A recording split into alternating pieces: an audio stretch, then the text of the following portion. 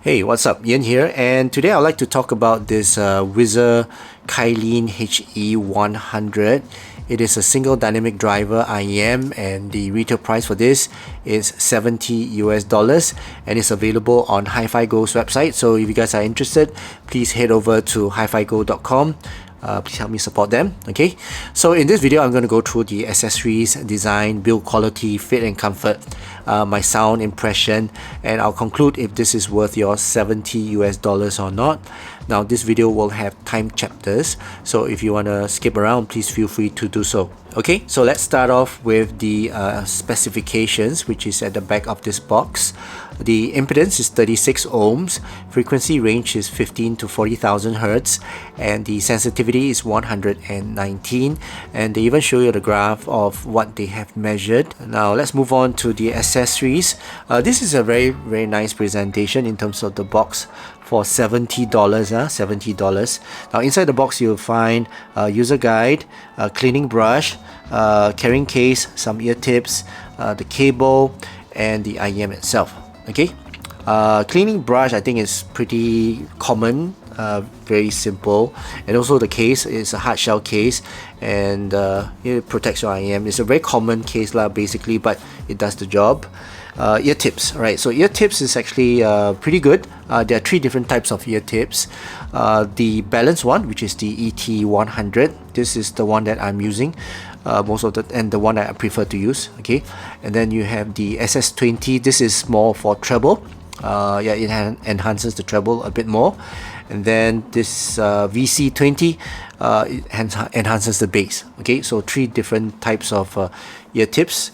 And then the cable, I love this cable. This is actually a very good quality cable, very solid 2-core cable, as you can see.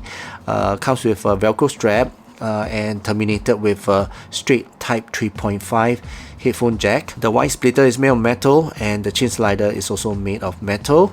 And there's ear hooks. Now the ear hooks is a little bit on the stiffer side for me, but I can feel that this is good quality ear hooks. It's just that I'm not too used to stiff ear hooks. Okay, so that's for the cable. I like it very much. It's very solid and it's very firm as well, and it feels good to the touch. Now let's talk about the IEM itself. The IEM is very simplistic design. Okay, it's very simplistic, yet it looks very elegant. It's got this matte grey finish with gold trims around it, and you can see a lot of intricate details on it. So I can see that the craftsmanship is there for this IEM.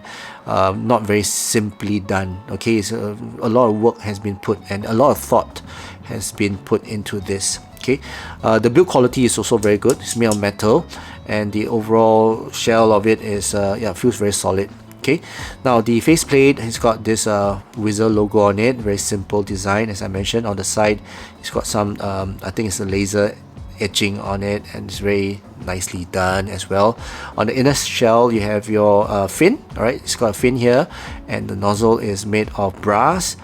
Pretty medium sized nozzle with a metal perforated filter. Okay, so that's for the design and build quality. Now let's talk about fit and comfort. These are small form factor IEMs, and they goes into my ear very deeply, and it's very similar with the BL03.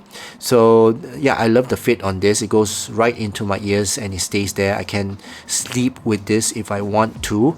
It's just that this cable or the ear hooks is a little bit on the stiffer side, so if I want to sleep with this, I need to use something without ear hooks. Okay, but yeah, it fits me very well. I can wear this the entire day, no pain, no discomfort at all. Okay, in terms of seal, using a stock ear tips is actually pretty good in terms of seal, but if I were to use my own ear tips, I get a bit better seal. So yeah, but the stock ear tips for $70, you know, the stock ear tips are pretty good in terms of quality and the seal.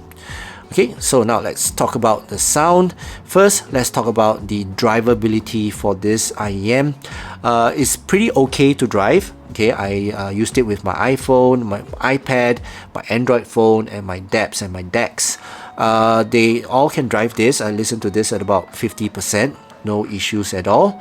But if you give it a bit more power, this is quite scalable, so it gives it the sound a bit more body. Alright, so I would recommend to give it a bit more power, not a lot more, just a bit more, and it will open up lah. You'll open up this IEM. Okay, now in terms of gears that I recommend, now this is more of a seriously matured, fun sounding IEM, and very musical as well.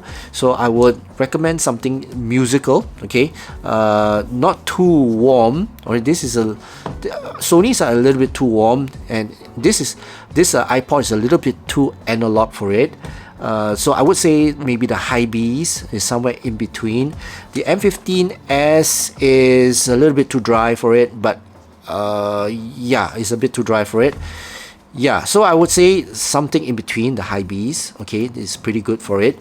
And then in terms of dongles, right? Dongles FC6 is a little bit too warm for it.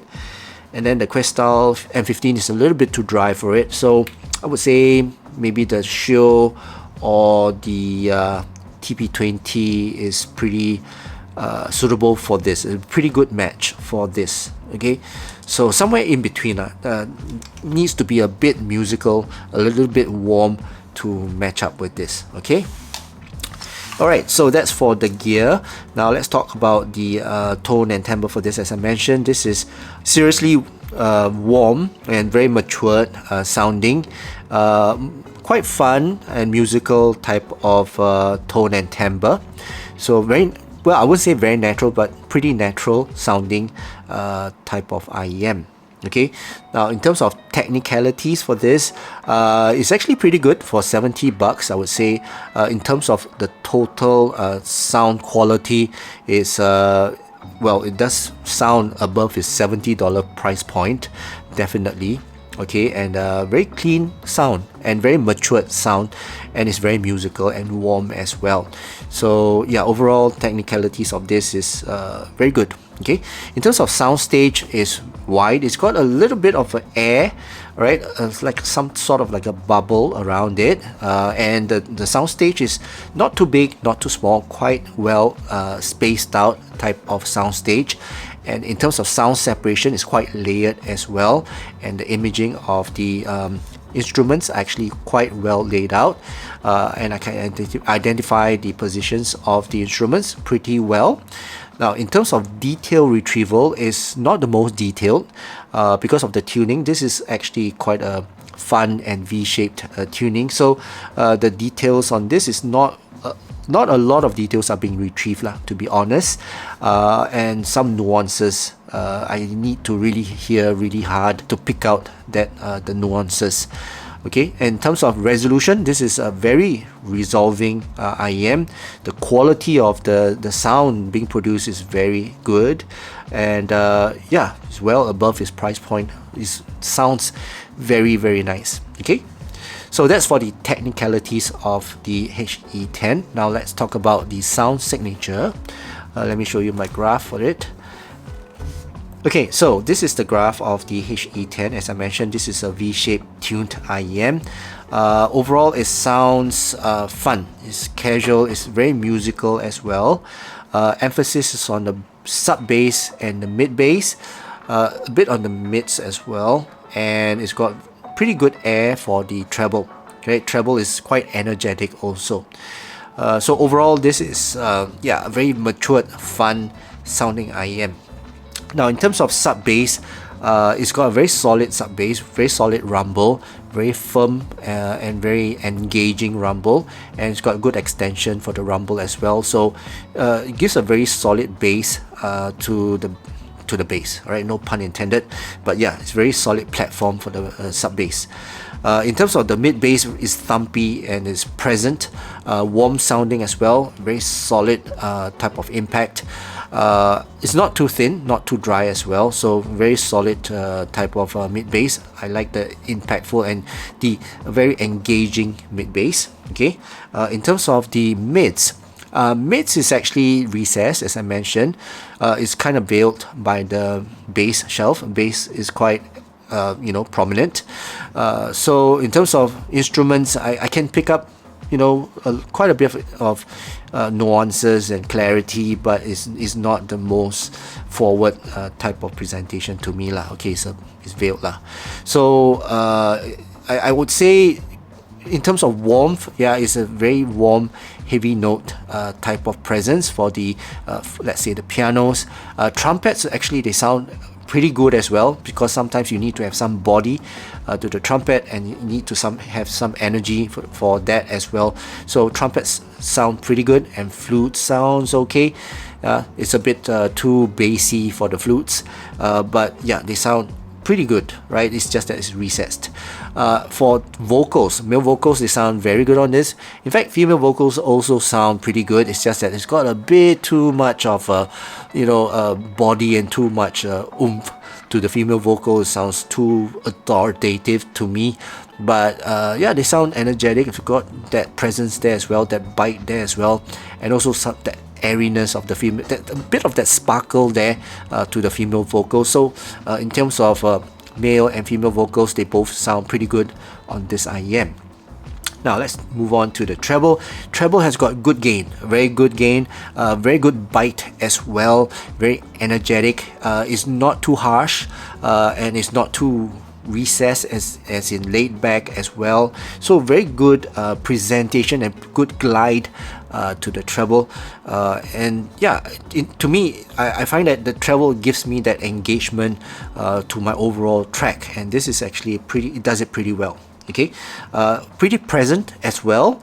It's not a dark treble. It's actually pretty bright and pretty, I wouldn't say in my face, but and it's not harsh, it's not sibilant, and it's not shouty. Alright, so yeah, pretty good presentation for the presence of the treble.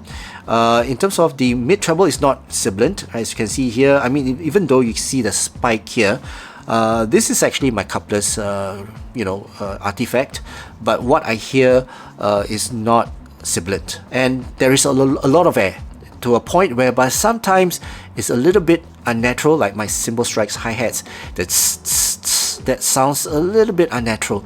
But yeah, the roll-off is pretty airy lah, I would say. Okay, so that's for the overall sound signature of this Whizzer HE10. I think in terms of the genre that is suitable for this is a lot of trance. I like to listen to trance on this. I like listening to techno on this, heavy metal, rock, pop songs, R&B. Hey, these sounds good on this, and even for classical, jazz, trumpets, they sound good on piano solos. They sound very good on this.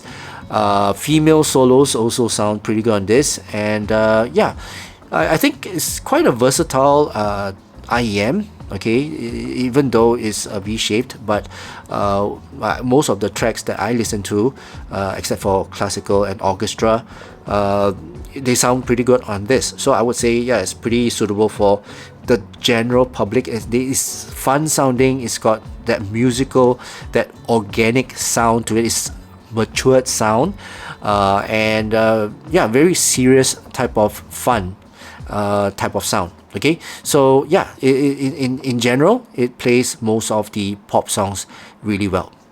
Right, so let's conclude. 70 bucks is actually a very good price for this, I would say. Very well priced, and it sounds very good for 70 bucks. At the same time, it comes with very good accessories. It comes with this very nice cable. Ear tips also pretty unique. 3 types of ear tips. Comes with a case. I mean, the case is pretty normal. Okay, but I would say the shell of this and the build quality of this IEM, it feels very premium, but only at the price of $70. And I do recommend to get this IEM. I mean, it looks good and it sounds good as well for $70. Well worth the price. Right, so that's my overall review and impression of this Whizzer Kylin HE10. I hope you guys learned something from this video or enjoyed watching this video, and if you did, please give this video a thumbs up, and also please don't forget to subscribe to my channel. So that's it for now. I hope you guys have a great day ahead, and I'll see you again in my next video. Cheers.